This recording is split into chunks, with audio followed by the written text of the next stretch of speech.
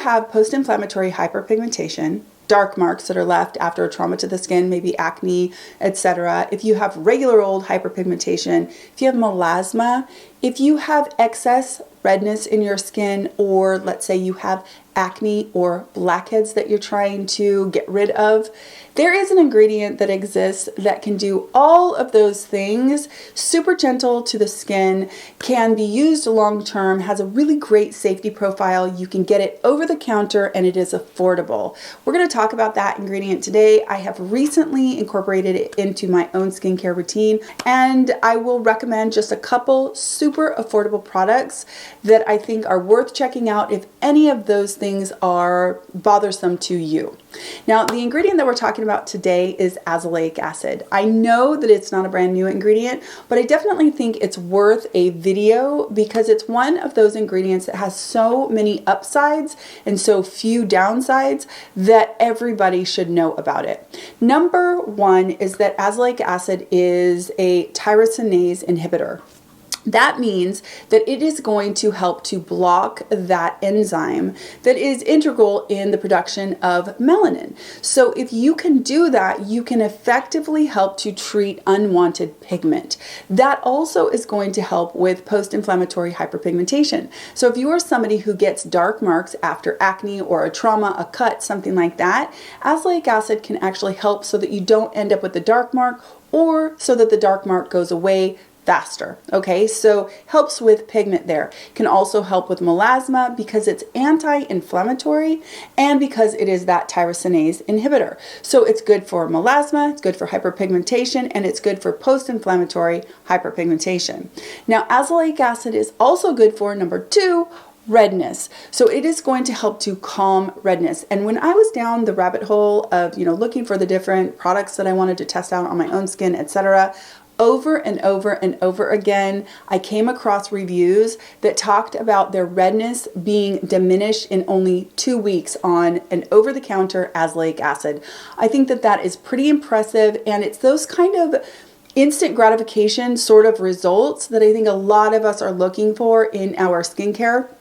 Tells us that it's actually doing something, is motivating for us to continue to use it, and it's just really great to see some results from our skincare, especially when it is easy to get our hands on it and it is affordable. Now, azelaic acid is also helpful in treating acne. So especially if you are someone who is older, if you're perimenopausal, menopausal, postmenopausal, and you are getting some acne that maybe you never got acne before, that kind of thing, and it's coming along with some redness that you never had before, azelaic acid could be a really great thing to introduce into your skincare routine. It helps with acne because it is anti-inflammatory, and it also helps with acne because it's antibacterial. Now, it can also help with blackheads. It literally can get into the pore, help to clear that bacteria so that you can heal up the blackheads, and it has a little bit of a keratolytic property to it, so it can help to kind of purge things along and clear blackheads, clear acne, and reduce the marks that are left behind afterwards and the redness associated with acne. I mean, honestly, it's kind of a jack of all trades, Jane of all trades kind of ingredient. Some of the really great things about azelaic acid, beyond what it will help to alleviate the conditions that it helps to treat, is that you can use it long term. The safety profile is really good. No need to cycle off of it or anything like that. You can incorporate it into your skincare routine really, really easily because it does not conflict with any other ingredients at all. You can use it with retinoids. You can use it along with vitamin C. It's okay with beta-glucan. It's okay with peptides. It's okay with copper peptides. It's fine with benzoyl peroxide. It literally plays nice with all other ingredients. That is super cool because if you're anything like me, we are all over the place with our skincare. We are trying all kinds of things, and sometimes that big old puzzle gets a little overwhelming, and the idea of introducing an ingredient into our routine, even if it sounds like an absolute superstar, is daunting because we don't want to mess with anything else in our routine. We don't want to counteract anything else that we're doing, and so we just say, never mind. Well, that is not the case with azelaic acid. You can literally slide it into your routine anywhere you want to, and it will go to work, and you don't have to worry about it affecting anything else in your routine as far as efficacy is concerned. Now, there are some studies, of course, we have to cite a couple studies here. There is a study that shows that prescription strength azelaic acid is actually as effective as hydroquinone. Now, if you're familiar with hydroquinone, it is basically the gold standard for treating hyperpigmentation. 4% hydroquinone is a prescription, and it comes with some side effects. It comes with some caveats that we always talk about, like you don't really want to be on it long term. If you use it too much, there is this rare condition that you can get where it actually darkens the skin, things like that. So it's one of those ingredients that, you know, it's not perfect, that's for sure. It's a great ingredient for helping with hyperpigmentation, but it's not perfect. Well, the fact that azelaic acid, which is practically perfect, is as effective as 4% hydroquinone is pretty incredible. Now, it's important to note that in these studies, they are comparing prescription strength azelaic acid to prescription strength hydroquinone. So if you are somebody who would like to try and replace your hydroquinone, or let's say you're trying to get pregnant or you are pregnant, then you want to talk to a practitioner about getting a prescription of azelaic acid to replace a prescription hydroquinone. That leads me into another big plus about azelaic acid, and that is that it is pregnancy safe. Now, of course, it's always important to talk to your OBGYN, verify that that is okay for you particularly, but everything that I have studied says that azelaic acid is pregnancy safe.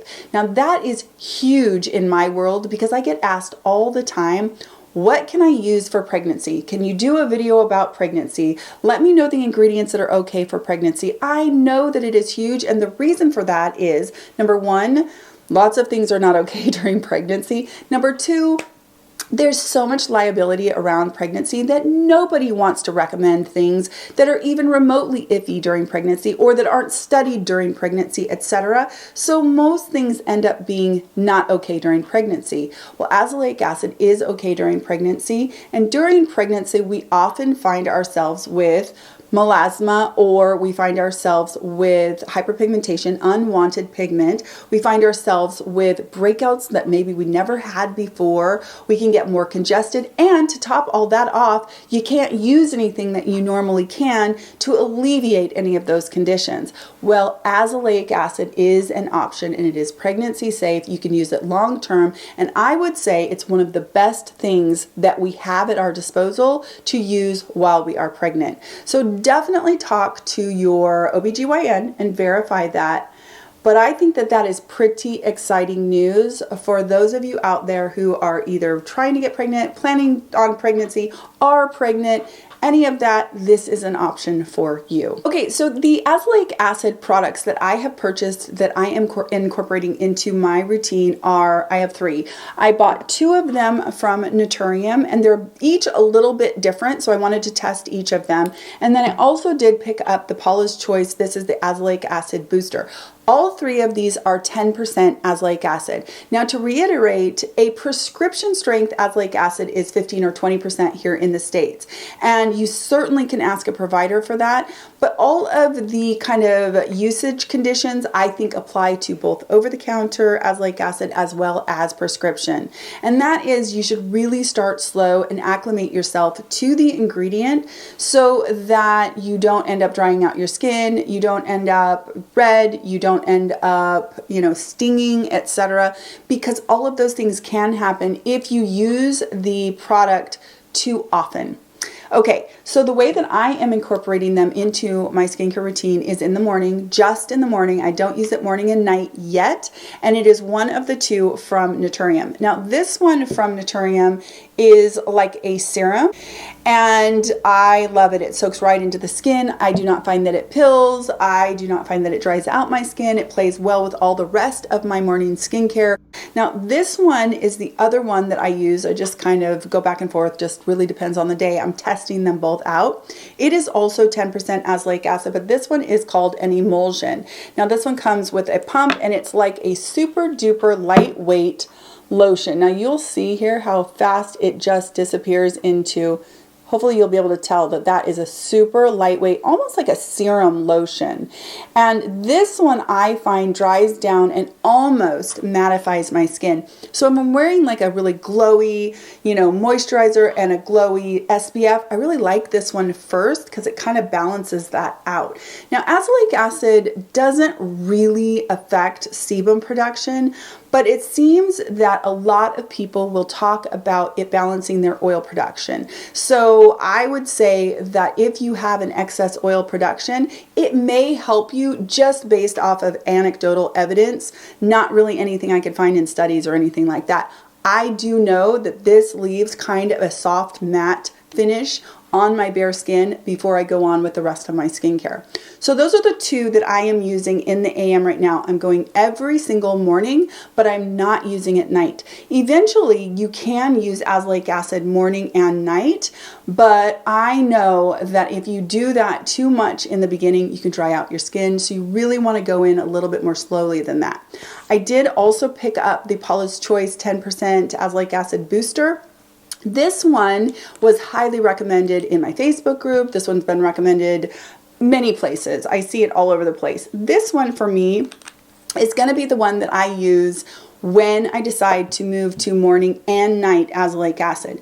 And the reason for that is that you'll be able to see here, it is a heavier lotion, cream almost. Still very silky and really elegant, but definitely thicker, and for me personally, not something I think I would want to wear, you know, when I'm wearing sunscreen and makeup and, you know, all that kind of stuff. So as soon as I do move to using azelaic acid, not just in the morning, I'm using it both, I will add this one in at night. And like I said, I don't have to worry about anything else in my routine changing because you can use it along with every single thing that exists in your routine right now. It does not have any kind of contraindications for any other ingredients. Now, there are other products on the market that are 10% azelaic acid that look fantastic. These are just the ones I chose. The Naturium I chose in particular because I thought that the formulas looked really nice and I really like the price point. I love the idea of them being right around 20 bucks because it is one of those ingredients that you're going to want to use long term. And I feel like if it's affordable, people will be able to rebuy it so that they can use it long term, so that they can actually see the benefit over time. Yes, in maybe 2 weeks, you'll start to see your redness diminish. You might start to see the beginnings of the effects on acne or blackheads. But truthfully, azelaic acid is one of those long games that is going to be better and better the longer that you use it, especially when we're talking about post-inflammatory hyperpigmentation and regular old hyperpigmentation and melasma. Those take a little bit more time to treat because we're relying on turnover of skin to reveal pigment-free cells that are healthy. So it's going to take a little time. Affordability is important so that you can rebuy when you need to without breaking the bank. My eyes are all open to azelaic acid now. I'm telling you, I have the Anfisa Andu. I'm trying that one out too. I did not include that necessarily in this video because it's really, really expensive and I didn't necessarily think that it was much better than these, but I want you to know that that one is definitely an option. I love the fact that that is an indie brand and it's just right. My neighbor in Spokane, Washington is where it comes from. So I'll put that one in the description box too if you want to check it out. It's a beautiful product. But if you want to dabble, dip your toe into azelaic acid, go for affordable so that you can test it out, see the results that you get, see if you want to continue with it. Let me know in the comment section if you use azelaic acid. Let me know what your results have been. Let me know and let everyone else know your review of any products that you have tried with azelaic acid. This is such a great forum for gathering recommendations and information. I just had someone in my Facebook group talk about the emulsion from Naturium and I'm like, that is crazy. I'm about to film a video about azelaic acid. So it was great confirmation that this is a wonderful product. I would love to hear your reviews as well. I hope that you are having a really great day so far and I'll talk to you in my next skincare video. Take care.